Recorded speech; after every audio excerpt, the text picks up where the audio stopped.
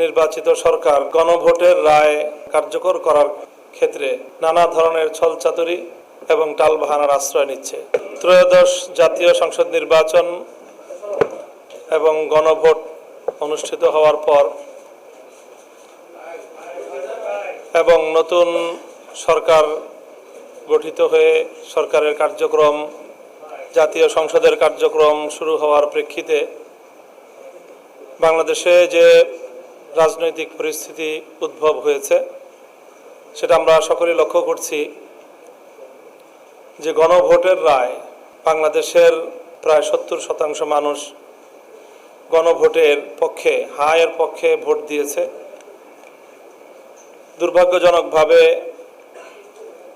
নির্বাচিত সরকার গণভোটের রায় কার্যকর করার ক্ষেত্রে নানা ধরনের ছলচাতুরি এবং টালবাহানার আশ্রয় নিচ্ছে এবং সুস্পষ্টতই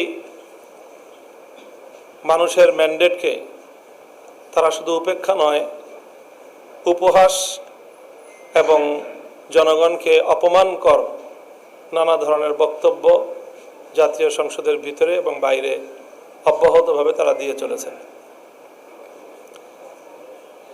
বাংলাদেশের রাজনৈতিক এবং রাষ্ট্রীয় কাঠামোর যে আমূল সংস্কারের আকাঙ্ক্ষা নিয়ে জুলাই বিপ্লব হয়েছিল, হাজারো মানুষের রক্ত এবং জীবন, হাজার হাজার মানুষের পঙ্গুত্ব বরণের মধ্য দিয়ে ফ্যাসিবাদ বিরোধী, বৈষম্য বিরোধী যে আন্দোলন বাংলাদেশে পরিচালিত হয়েছে এবং সেই জুলাই অভ্যুত্থান পরবর্তী বাংলাদেশে যে জন আকাঙ্ক্ষা তৈরি হয়েছিল, অন্তর্বর্তীকালীন সরকার বিভিন্ন রাজনৈতিক দলগুলোর সাথে দীর্ঘ মতবিনিময়ের মাধ্যমে তারা যে সংস্কার প্রস্তাবনা তৈরি করেছে, আমাদের প্রত্যাশা ছিল যে নির্বাচন পরবর্তী সময়ে অন্তত সংস্কার বিষয়ে জাতীয় ঐক্যমত্য থাকবে, সরকার এবং বিরোধী দল আন্তরিকভাবেই সংস্কার প্রস্তাবনাগুলো বাস্তবায়ন করবে। কিন্তু আমরা লক্ষ্য করছি যে 133টি অধ্যাদেশের মধ্যে জনগুরুত্বপূর্ণ নীতি নির্ধারণী এবং ফ্যাসিবাদ রোধের, বাংলাদেশের ভারসাম্যপূর্ণ রাজনৈতিক বন্দোবস্ত নিশ্চিত করার জন্য যেই গুরুত্বপূর্ণ অধ্যাদেশগুলো ছিল তার মধ্যে 20টি অধ্যাদেশকেই বর্তমান সরকার পাশ না করার সিদ্ধান্ত গ্রহণ করেছে, যেটি বাংলাদেশের মানুষকে মর্মাহত করেছে। সেই সাথে তারা গণভোটের 70% মানুষের যে মতামত সেটাকেও উপেক্ষা করার পথে এই সরকার হাঁটছে। দায়িত্বশীল বিরোধী দল হিসেবে 11 দলীয় ঐক্য এই পরিস্থিতিতে তারা নীরব থাকতে পারে না। এই জন্য আমরা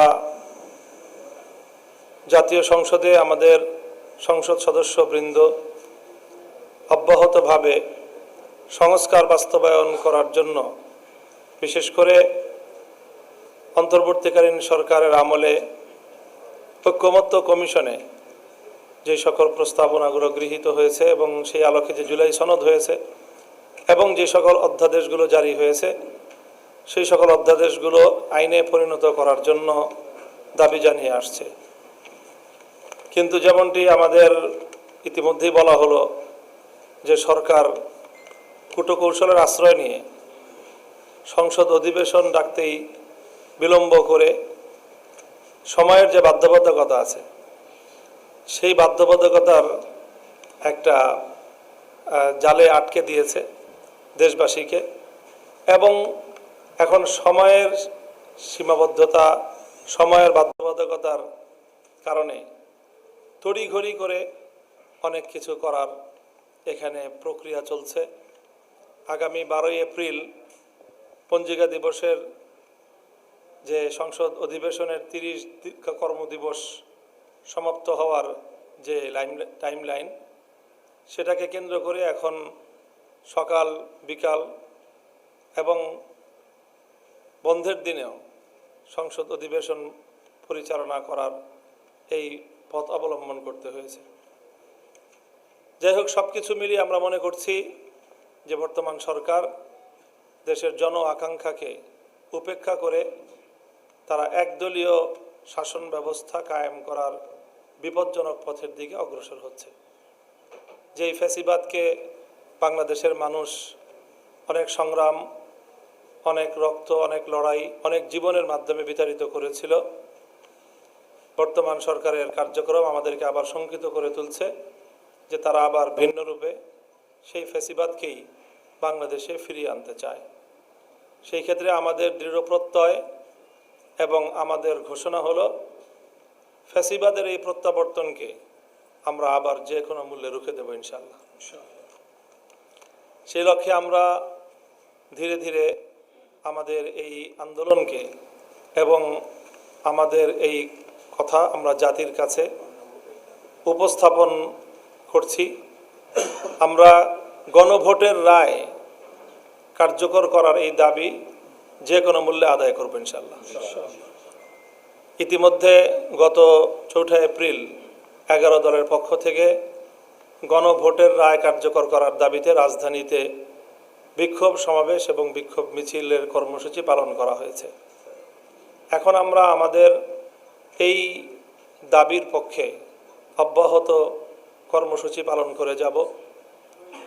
আমি এখন আমাদের সামনের নির্ধারিত বা আমাদের সিদ্ধান্তকৃত কর্মসূচিগুলো ঘোষণা করছি।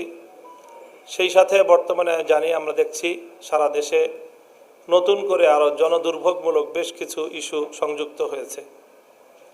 এখানে যে জ্বালানি সংকট, বিশেষ করে জ্বালানির অব্যবস্থাপনাগত যে সংকট, সরকারি অব্যবস্থাপনার কারণে জনমানুষে চরম দুর্ভোগ তৈরি হয়েছে। তারপরে এখানে বিরোধী দলীয় নেতাকর্মীদের উপর ইতিমধ্যেই আইসিটি অ্যাক্টের মতো সেই বাতিল হওয়া আইনের প্রয়োগ, এই জাতীয় কার্যক্রম আমরা লক্ষ্য করতে পারছি। তো এই সকল বিষয়গুলি নিয়ে, আইন শৃঙ্খলা পরিস্থিতির অবনতি, সে বিষয়গুলো নিয়েও আমাদের বক্তব্য থাকবে। তো আমরা গণভোটের রায় কার্যকর করার যে আমাদের মুখ্য দাবি, সেই দাবির আদায়ের লক্ষ্যে আমাদের ধারাবাহিক কর্মসূচির আমরা ঘোষণা করছি। আমরা এই ব্যাপারে জনসচেতনতা তৈরি করার জন্য 11 দলের পক্ষ থেকে লিফলেট বিতরণ করা হবে। আগামী 9 এপ্রিল রাজধানীর শাহবাগে বিকাল 5টায় 11 দলীয় ঐক্যের কেন্দ্রীয় নেতৃবৃন্দ লিফলেট বিতরণ কর্মসূচির উদ্বোধন করবেন এবং 9 এপ্রিল থেকে সপ্তাহব্যাপী এই গণসংযোগ এবং লিফলেট বিতরণ কর্মসূচি দেশব্যাপী পালিত হবে। 9 এপ্রিল বিকাল 5টায় শাহবাগে গণসংযোগ এবং লিফলেট বিতরণ কর্মসূচির আনুষ্ঠানিক উদ্বোধন হবে। 11 এপ্রিল দেশের সকল মহানগরীগুলোতে এই দাবি আদায়ের লক্ষ্যে বিক্ষোভ কর্মসূচি পালিত হবে। 12 এপ্রিল সকল জেলায় বিক্ষোভ কর্মসূচি পালিত হবে। 13 এপ্রিল ঢাকায় ডিপ্লোমা ইঞ্জিনিয়ার্স ইনস্টিটিউশনের মুক্তিযোদ্ধা হলে জাতীয় সেমিনার হবে।